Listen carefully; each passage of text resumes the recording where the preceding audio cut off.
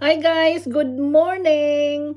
11:01 dito sa akin. Anyways, re-reactionan ko lang yung bagong upload ni Chris na ngayon na nagpapaiyak na naman sa akin. Grabe talaga. Ewan ko kung bakit ako emotional at bawat bitaw niya ng salita na sabi niya kasi na iparanas na niya sa mga kapatid niya sa unang pagkakataon ang pagsakay doon sa banana boat na yan.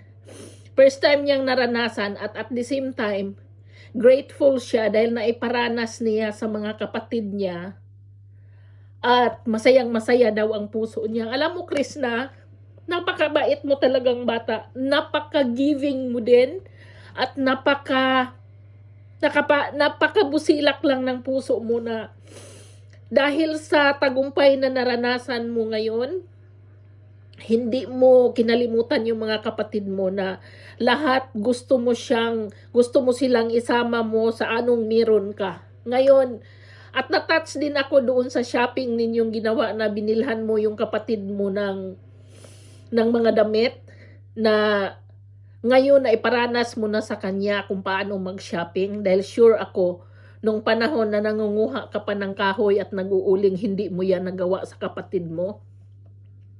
Kaya I'm so happy for you na dahil sa napasama ka sa PB team, dumami yung subscribers mo at ngayon nag-earn ka na ng enough na makakatulong at mabigyan mo ng maalwa na buhay yung mga kapatid mo kaya at pamilya mo din. Kaya ipagpatuloy mo yan, Krishna, dahil kaming nanonood sa iyo. Natatouch talaga ako sa kabusilakan ng puso mo dahil hindi mo kinalimutan yung mga kapatid mo ngayon. So, I'm so happy for you. I'm so grateful na nakamit mo yan. At isa pa pala, tama yung may nag-comment doon, nabasa ko habang nanonood ako. May nabasa akong nag-comment na sabi niya, mag-enroll ka ng ALS, yung ELS. Akala ko yan, test lang yan, pero isang year pala yan, studyhan mo. So, gawin mo yan, Chris, na para kahit matapos mo lang yung grade 11, 12, and then, kung mag-college ka na, madali na lang yan kasi oras mo na ang masusunod eh. Kaya, sana ganun ang gawin mo. Huwag mong pabayaan yung pag-aaral mo dahil alam kong sa hirap ng buhay kaya ka nag-quit sa pag-aaral. Pero marami kang magagawa na kurso, Chris, na kumuha ka kaya ng Master Chef o kaya anything na hindi matumba ng AI pagdating ng araw. Kasi yun ang palaging sinasabi ko sa anak ko na kung kukuha ng kurso ngayon, wag yung matutumba ng AI pagdating ng araw dahil maraming courses ngayon na hindi na magagamit pagdating ng panahon.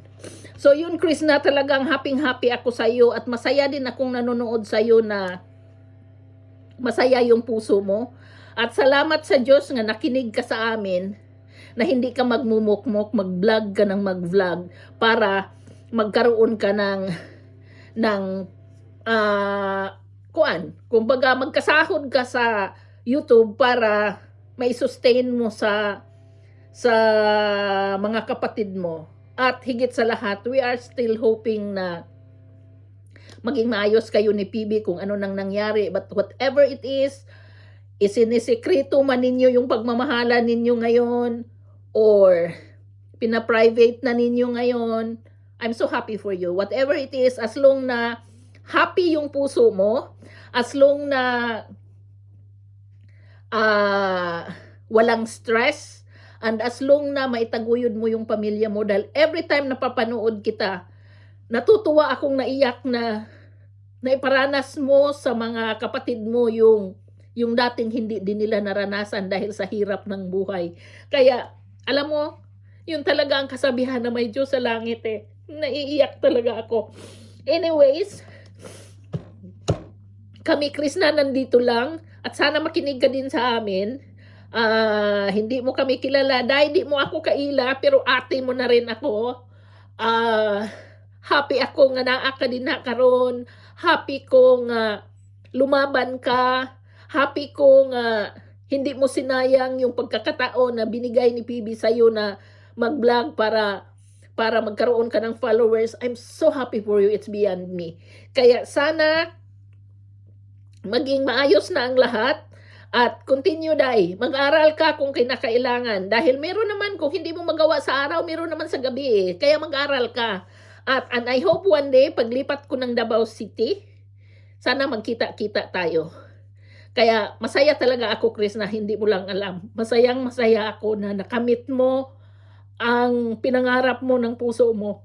Dito na lang ako ha, dahil naiyak na naman ako. Iwan ko bakit ako sentimental masyado. Sige, bye!